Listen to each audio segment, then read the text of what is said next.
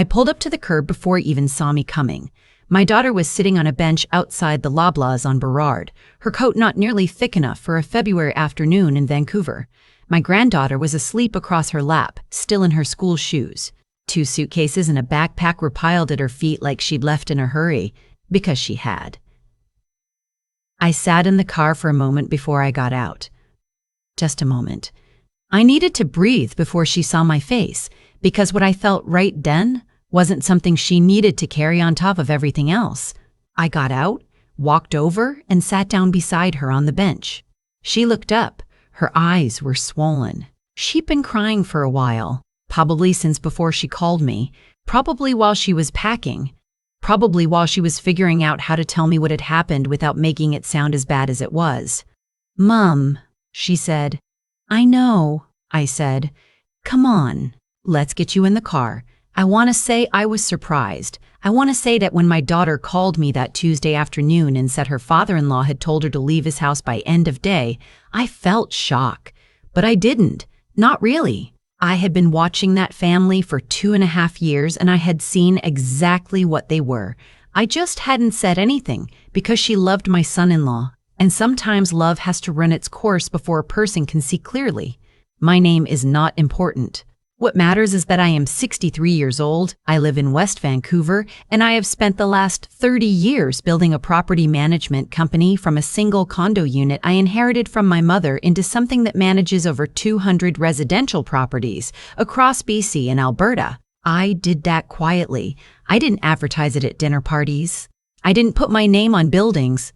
I wore the same winter coat for 6 years and drove a sensible car, and most people who met me, including my daughter's in-laws, had absolutely no idea what I was worth or what I was capable of. That was, it turned out, a significant miscalculation on their part. My daughter had met her husband at UBC. He was charming in the way that certain men are charming, effortlessly, selectively, in ways that are very convincing until you've known him long enough to notice the pattern. His name was, I'll call him my son-in-law because that's all he deserves to be called now. His father, I'll call my former father-in-law. His mother, I'll call my former mother-in-law. They had a name for what they thought they were. Old money. Established. The kind of family that had opinions about other families. My daughter is mixed race. Her father, my late husband, was from Trinidad. I am white, born in Fredericton, raised in Halifax. My daughter has her father's eyes and her grandmother's cheekbones, and she is, without question, the most capable person I have ever known. She graduated top of her class in commerce. She speaks 3 languages. She can read a balance sheet faster than most accountants I've hired. None of that mattered to my former father-in-law. He made his feelings clear early in the way cowards always do, through small comments, loaded silences, questions that weren't really questions. At the wedding rehearsal dinner, he asked my daughter where she was originally from. She was born in North Vancouver. He knew that. He asked anyway. I remember watching her smile politely and answer him, and I remember thinking, this man is going to be a problem. But my daughter was happy, and my son-in-law seemed at the time to be nothing like his father. So I kept my opinion to myself, and I watched, and I waited, and I helped them when they needed it. What I did not tell my daughter, what I did not tell anyone, was that 18 months into their marriage, I had given my son-in-law a job. He had an MBA and a good enough head for logistics, and I needed someone to manage the leasing side of 3 new commercial properties in Surrey. He came to me, said he wanted to build something of his own, wanted to learn the business from the ground up, wanted to prove himself. I respected that. I gave him a salary of $115,000, a company vehicle, an expense account, and access to a set of client files that represented about 12% of my total portfolio revenue. I should tell you what I noticed and when I noticed it, because the timing matters. It was 8 months in. My accountant, a woman I've worked with for 15 years, flagged a discrepancy in one of the Surrey accounts. Small. The kind of thing you might explain away as a data entry error. She didn't explain it away. She brought it to me on a Thursday morning and set a printed spreadsheet on my desk and said, I think you should look at this yourself. I looked at it myself. The discrepancy wasn't a mistake. It was a pattern. Small redirections in vendor payments, not enough to trip an automated alert, but consistent. Over 8 months, my son-in-law had moved approximately $34,000 out of operational accounts and into a numbered company I didn't recognize. My accountant had traced the numbered company. It was registered in Alberta. The signing director was my son-in-law's father. I sat with that information for 2 weeks before I did anything. I didn't confront my son-in-law. I didn't call my daughter. I called my lawyer, a woman who has handled my affairs for 20 years, and who, when I told her what I had, said simply, "Don't touch anything.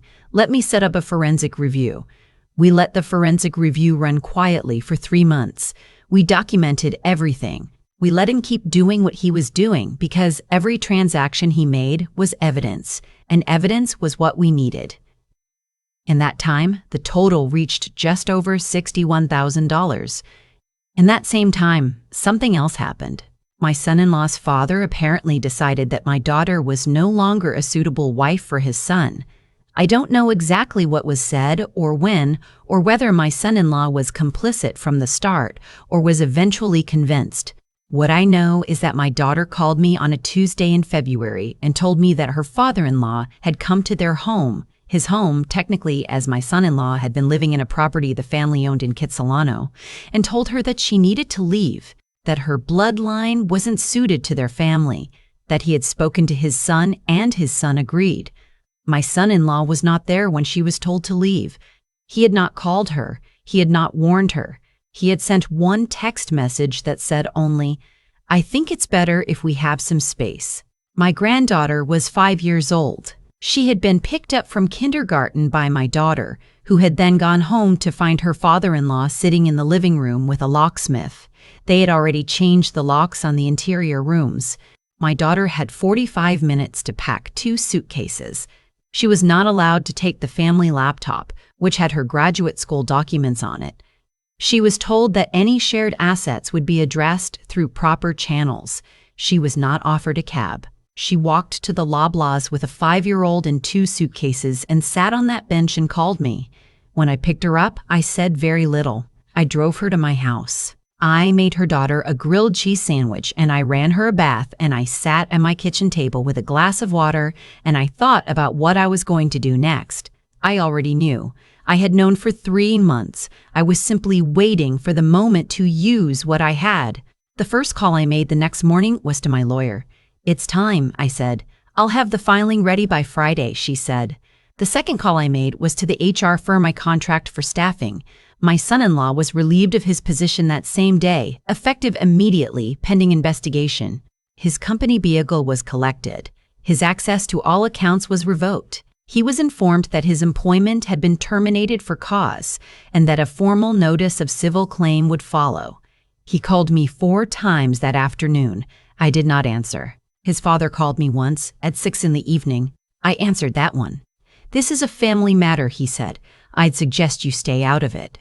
"I appreciate the suggestion," I said. "I won't be taking it. I want to be honest about what happened next, because I think people sometimes imagine revenge to be more dramatic than it actually is." There was no single confrontation. There was no moment where I stood in a room and said my piece while someone crumbled. What there was, instead, was paperwork and process, and a lawyer who was very, very good at her job. We filed the civil claim in BC Supreme Court in March. The claim named my son-in-law and his father's number company as defendants in a fraud and breach of fiduciary duty action. The amount sought was $61,400 in direct losses plus damages. We had 3 months of forensic accounting documentation. We had email trails. We had bank records. We had, in one particularly useful piece of evidence, a text message from my son-in-law to his father that read, "Transfer went through. Same as before. She won't notice. He was referring to me. He was wrong." My son-in-law's father retained a lawyer from a firm downtown, the kind of firm that charges $600 an hour and banks on the other side running out of money before the case concludes. I suspect he thought that would work on me. I have been dealing with lawyers for 30 years. I was not intimidated by the billing rate, and I was not going to run out of money. The case took 7 months. That is not fast. But it is not slow for civil litigation in BC. My son-in-law's lawyer attempted 3 times to negotiate a confidential settlement. Each time, I declined. I did not want a settlement. I wanted a judgment. A judgment is public record. A settlement is a check and a silence agreement, and I was not interested in silence. In October, the court found in my favor on all counts. My son-in-law was ordered to repay the full amount plus interest and a portion of my legal costs. His father's numbered company was found to have received proceeds of fraud and was ordered to disgorge those funds. The judgment was registered against both of them, which meant it would show up on any property or credit search. My former father-in-law owned 3 properties in BC. Those judgments don't disappear. I did not feel triumphant when my lawyer called me with the decision. I felt tired and a little sad and very clear. There is a difference between wanting someone to suffer and wanting the record to be accurate. I wanted the record to be accurate. My daughter filed for divorce the same month. She had been living with me since February. She had, by September, returned to work. She had taken a position with a commercial real estate firm in downtown Vancouver, a firm I had no connection to. That hired her because she was exceptionally qualified and interviewed beautifully and knew more about leasing structures than half their senior staff. She didn't need me to get that job. I want to be clear about that because it matters. My daughter has never needed anyone to hand her anything. What she needed was 8 months of breathing room and a safe place for her daughter to sleep, and those things I could give her. My granddaughter started grade 1 in September. She had a new school, new friends, a new backpack with a moose on it that she picked herself. She adapted the way children do, faster and more completely than adults, with a resilience that I find both humbling and extraordinary. My son-in-law attempted to establish a custody arrangement. The family court process is a separate story, longer and harder in some ways than the civil case. But the short version is this. When a parent abandons a 5-year-old on a park bench via text message and then has a fraud judgment registered against him in the same year, the court takes note of that. Contact was established eventually, supervised and limited. My daughter handled all of it with more grace than I would have managed. I will tell you the moment that stays with me. It was not the court decision. It was not the day my son-in-law's access was revoked. It was a Sunday in April, 3 weeks after I'd filed the claim, but before any of that had resolved, when I was sitting in my kitchen with my granddaughter while my daughter slept in. My granddaughter was eating toast and drawing something, a house, a tree, a figure with yellow hair that she said was me, and she looked up and said, "Grandma, are we staying here now?" I said yes. She said, "Good, I like it here. You have the good orange juice." I thought about that for a long time afterward, about how a child's sense of security can hinge on something as small as the right orange juice, about how much damage adults do in their pride and their greed and their contempt, and how completely unaware they are of who is watching and what it costs. My former father-in-law believed he was protecting something when he changed those locks and told my daughter her bloodline wasn't suited to his family. He believed he was preserving something. I don't know what exactly. A story he had about himself, maybe? A sense of order that I genuinely do not understand and do not want to. What he was actually doing, though he didn't know it, was activating someone who had been quietly watching him for months and who had already everything she needed. I have never been a loud person. I have never needed to be. I built what I built by paying attention and taking the long view and trusting the process, and I handled this the same way. I did not call him names. I did not make a scene. I did not need to, because I had a forensic audit and a very good lawyer and 30 years of knowing exactly how these things work. The bench outside that Loblaws is still there. I drive past it sometimes. My daughter and I don't talk about it much. She's busy. She's rebuilding. She's moving forward the way she always does. But I remember what she looked like sitting on it. Her daughter asleep across her lap, coat not warm enough, waiting for me. And I remember what I felt, driving away from that curb with both of them in my car. Not rage, not grief. Something quieter and more certain than either of those. I knew exactly what I had, and I knew exactly what I was going to do with it. I just needed them to believe a little while longer that I didn't. People sometimes ask me if I regret waiting, if I wish I had confronted my son-in-law the moment my accountant put that spreadsheet on my desk. I understand why they'd ask. There's a version of the story where I walk into his office that same Thursday afternoon and say what I know and watch his face change. That version is satisfying to imagine, but it wouldn't have won anything. It would have just been noise. What I've learned, not from books, not from anyone telling me, but from 30 years of building something real out of almost nothing, is that the people who do lasting damage are almost never stopped by confrontation.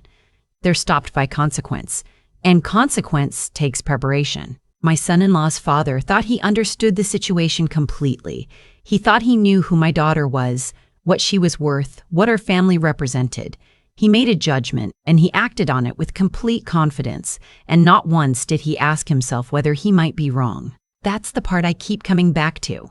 Not the cruelty of it, cruelty I can process, but the certainty. The absolute unexamined certainty that he had the right to decide whose bloodline belonged where. That kind of certainty doesn't come from strength. I've known genuinely strong people my whole life, and they are almost uniformly the most uncertain people in the room. They question themselves. They consider. They hold their conclusions loosely because they understand that conclusions can be wrong. What my former father-in-law had wasn't strength. It was the particular rigidity of someone who has never been seriously challenged, who has moved through the world with enough money and enough social insulation that reality has simply never had the chance to correct him. I was the correction. Not because I set out to be. Not because I'm a person who takes satisfaction in other people's suffering. I genuinely don't. But because I had done the work, documented the evidence, trusted the process, and refused to be in a hurry. And when the moment came, I was ready. My daughter rebuilt her life the way she has always done everything, steadily, without drama, with a clarity of purpose that I find myself in awe of regularly. She didn't need me to rescue her. She needed 8 months of solid ground under her feet. What she built on that ground, she built herself. My granddaughter asks for the orange juice when she visits. She's in grade 2 now. She draws pictures of houses with big windows and figures with yellow hair, and she hands them to me like they're the most important documents in the world. In a way, I think they are. I think about what gets passed down, not money. Money is the least of it. What gets passed down is how you handle the moments when someone tries to tell you that you are less than you are. Do you believe them? Do you shrink? Or do you get very quiet and very clear and start making a plan? My daughter sat on that bench for an hour in February with her coat not warm enough, and she called her mother. That's the whole story, really. She knew who to call. She knew someone would come. And she was right. That's what I hope she keeps. Not the judgment, not the settlement figure, not any of it. Just that. The knowledge that when you have done the work and held your integrity and refused to become what was done to you, someone tends to show up. Sometimes it's a lawyer. Sometimes it's a forensic accountant. Sometimes it's just your mom in a sensible car, pulling up to the curb before you even see her coming.